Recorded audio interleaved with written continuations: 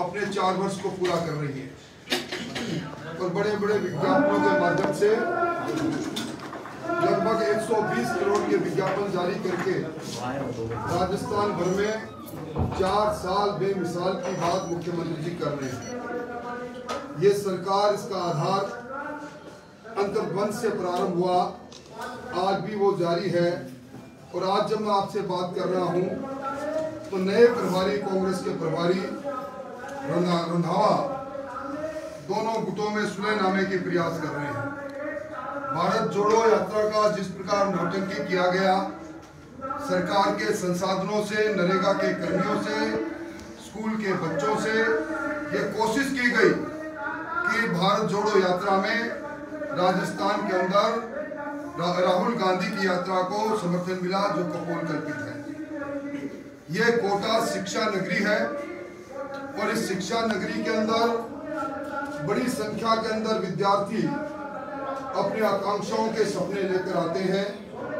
पर जिस प्रकार राजस्थान की सरकार की सरपरस्ती के अंदर 16 परीक्षाएं रद्द हुई है और विधानसभा में एंटी चीटिंग बिल जिसको हमने सबने पारित किया, उसमें सख्त प्रावधानों का दावा करने वाली ये सरकार ने रीट में जिन्होंने चीट की उन 22 अलग अलग लोगों को जिनको निलंबित किया, उन्हें वापस बहाल कर दिया।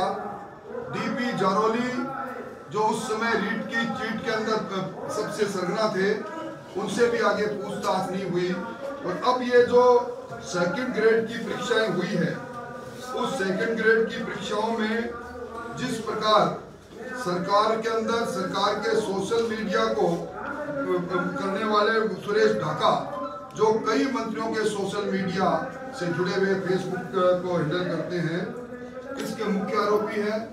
और ये जो परीक्षा राजस्थान लोक सेवा आयोग ने आयोजित की गई थी 24 दिसंबर को, ये अकेले उदयपुर में नहीं, ये जयपुर के अंदर, जोधपुर के अंदर, बीकानेर के अंदर, अजमेर के अंदर, अलवर के अंदर, भरतपुर के अंदर, दौसा के अंदर और कोटा के अंदर 21, 22 और 24 तारीख को ये सारे पेपर लीक हुए। एक बस के अंदर 46 अभ्यर्थियों के साथ पुलिस ने कुछ लोगों को पकड़ा। पर इस सरकार की सरपरस्ती के अंदर नकल करना और पेपर माफियों के द्वारा पेपर लीक करने के भी नए नए तौर तरीके किए जा रहे हैं। और आज भी जो मास्टरमाइंड है, भूपेंद्र बिश्नोई, सुरेश ढाका, सुरेश बिश्नोई, भजनलाल बिश्नोई, ये पुलिस की गिरफ्त से बाहर है। और कोचिंग इंस्टीट्यूशन के माफियों ने नौकरी लूटने का काम इन्होंने किया है। कोटा के अंदर जो सपना दिखा रहे हैं कोटा के विकास का, स्वास्थ्य से जुड़ी हुई सेवाओं में मॉक ड्रिल के अंदर पूरा राजस्थान उस समय हतप्रत रह गया जब कोटा में एम्बुलेंस से स्ट्रेचर नहीं निकला। आज कभी महिला रूपवती के आंखों के पलकों को कुतरा जाता है चूहों द्वारा, कभी ऑक्सीजन के बाधित होने से मौत होती है। और मैं समझता हूँ जिस बदहाली के अंदर कोटा की ये चिकित्सा व्यवस्था है और जिस प्रकार कोटा की ओपन यूनिवर्सिटी के अंदर जिस पास करने के नाम पर आरटीए यूनिवर्सिटी के अंदर पास करने के नाम पर आरटीओ में अस्मत का खेल हुआ, सारा देश शर्मसार हुआ है।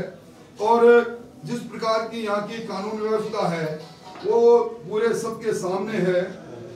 थाने के सामने चोरियां होती है, वीडियो के अंदर सारा बात आती है, उसके बाद भी कोई कार्रवाई नहीं।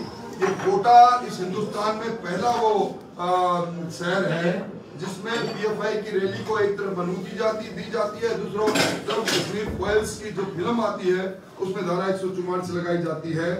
और कोटा के अंदर कस्टोडियल डेथ से लेकर और जिस प्रकार की आपाधापी का वातावरण रहा, किसी से छुपा हुआ नहीं। आज यहाँ का किसान जो बाढ़ से पीड़ित था, उन किसानों का भी लाडपुरा, सांगोद, रामगंज मंडी, इटावा, कनवास, दिगोद के किसानों की फसल नष्ट हो गई, उसका भी इनको मुआवजा नहीं मिला। और मैं कह सकता हूं कि इस शासन का अंत सुनिश्चित है। और जिस प्रकार का वातावरण बना हुआ है, आज लोग समय का इंतजार कर रहे हैं और चाय के प्याले से पहले का तूफान दिखाई दे रहा है। ये सरकार और सरकार का आखिरी एपिसोड कब हो जाए, किस्सा कुर्सी का ये मालूम नहीं। मोटे तौर पर मुझे इतनी बात करनी थी और कोई बात बताओ। लोगों के द्वारा चिट्ठी के माध्यम से आप लोगों ने फीडबैक किया, किस तरह की ज्यादा बातें सामने आई, ये तो समस्या जितनी बड़ी संख्या के अंदर मैं समझता हूं कि लोगों ने बिजली, पानी, चिकित्सा, शिक्षा, सड़क और विशेष तौर पर बढ़ते अपराध और माफियाओं द्वारा, गैंगस्टर द्वारा जेल के अंदर संचालित गैंगों के माध्यम से प्रोटेक्शन मनी वसूल करने का जो काम हुआ है, इस तरह की बड़ी संख्या के अंदर शिकायतें आई है। हमारी ये जो जन आक्रोश यात्रा निकली, ये राजस्थान के 200 विधानसभा में ग्राम पंचायत मुख्यालय पर गई और उसके बाद हम सभा कर रहे हैं। उसके बाद हमें इन सभाओं का दौर हमारा जिले में प्रारंभ होगा और जब आवश्यकता पड़ेगी तो राजस्थान की राजधानी में सरकार को ललकारेंगे। लेकिन बाकी सभाएं यथावत चल रही है। देखिए, मैं समझता हूं कि जब तक सरकार का कोई प्रोटोकॉल, कोई गाइडलाइन जारी नहीं होती, तब तक हमारी सभाएं चल रही है। जिस दिन गाइडलाइन जारी हो जाएगी, हम शिक्षा, स्वास्थ्य, जन स्वास्थ्य हमारे लिए जरूरी है। वसुंधरा जी ने और प्रहलाद बंजल ने महाजन आक्रोश रैली निकाली और उस पर विराम लगा दिया।